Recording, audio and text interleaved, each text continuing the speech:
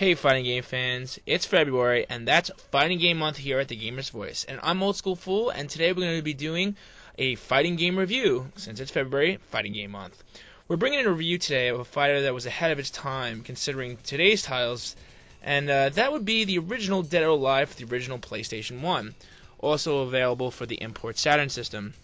Now, first notably, since we love fighters, naturally the second thing that comes to mind that I love is boobies. I love boobies, and boy, do I love boobies. This game is for people who love boobies. And for people who want their fair share of boobies and good fighting, well then this game, Dead or Alive, totally delivers. In all my day, I have never seen such attention to detail on the showcase of the female chest in such a wild, vivid, and probably anatomically impossible motions while standing still. I mean, it's just mind-boggling how Japanese programmers decided that this is exactly what goes down while standing in place. But overall, let's continue. To start graphics-wise, this game delivers in the department with smooth, fluid animations, nicely rendered 2.5D backgrounds, and cool outside-the-ring explosion effects during gameplay, especially in a time with other competing games like Virtua Fighter and Tekken were all the rage. So graphics, yeah, they are good. Next, we'll move on to gameplay. Yes, gameplay. And I will say this before I go any further. If you're new to fighters and you want to man up to real players, then this game will train you towards growing into a true warrior. This is not a masher-friendly title. Not at all. Maybe a half a combo here and one there, but by no means is this title a masher. Now, this game contains the following main modes: Tournament, Time Attack, Versus, Survival. Good luck with that one. Kumite, it's kind of like a tournament story mode, but this game has no real story. Training, which you will need very badly while you play, and the team battle, where it's a cool concept but doesn't pull off quite well because of the long load times in between character beatdowns and stage loads. I mean, it's just frustrating, so you play it once and you probably won't ever play it again.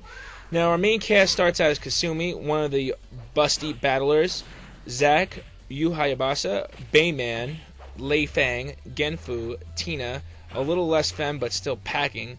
In fact, let's take a look at her intro stance. Hold on. Let's go back. Here we go again. Yes, that's quite the intro stance.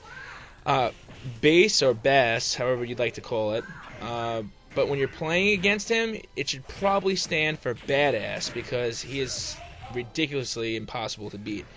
And Jan Lee, of course, is the the kung fu guy ripoff that's usually in every game with the loud, screechy voice, and the badass boss guy Raidu.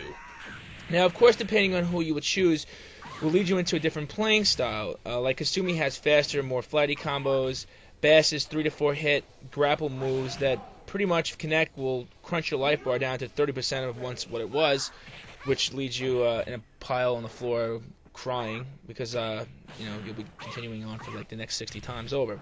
Now, don't even try taking the easy road to unlock bonuses because it will only work on normal, and normal difficulty should really be like hard. I mean, I wouldn't even touch hard or very hard modes, as I was likely to throw myself in front of a traffic for the amount of times that I wound up like continuing on normal modes just to beat it. I mean, I consider myself a seasoned fighter, and I was just frantically continuing over and over and over and over and over, and if that's not annoying, and over again, for the amount of times of me just to beat it on normal. I mean, it was definitely a challenge for me, and like I said, I would consider myself a seasoned fighter. Now, the other really intuitive concept that I found really cool was the use of the ring outs.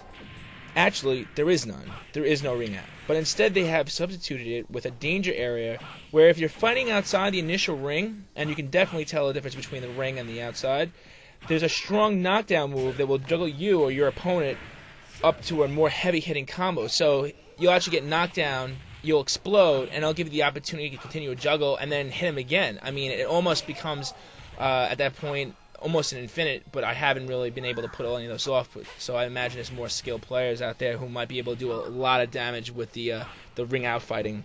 On another note, the Dualshock Controller works great with it, and the rumble features truly respond nicely to gameplay.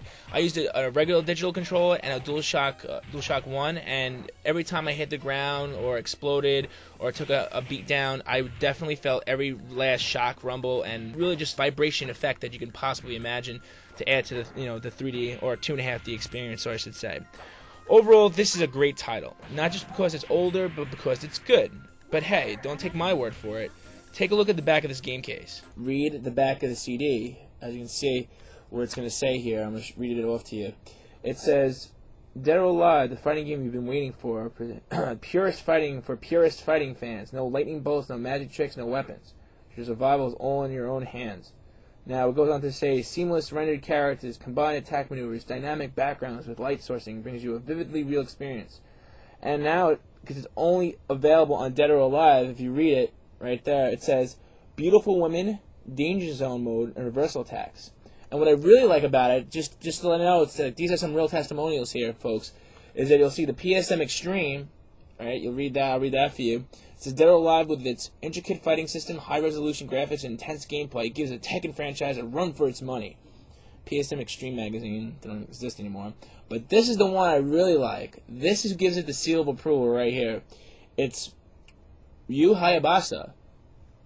Oh, is that the Ninja Gaiden guy? He says, these women are total knockouts. That's right. He is the reason that you should buy this game. He is. Well, back to the review anyway, guys. Well, I'm going to personally give this game a 90% for a job well done from over 13 years ago. In fact, in some ways, it's even comes across better than its successors. I mean, I played pretty much every last Dead or Alive, and I'm totally a fan of the first Dead or Alive for the PlayStation 1 or Sega Saturn. Once again, I'm going to give this game a 90% and a 5 Lonnie face.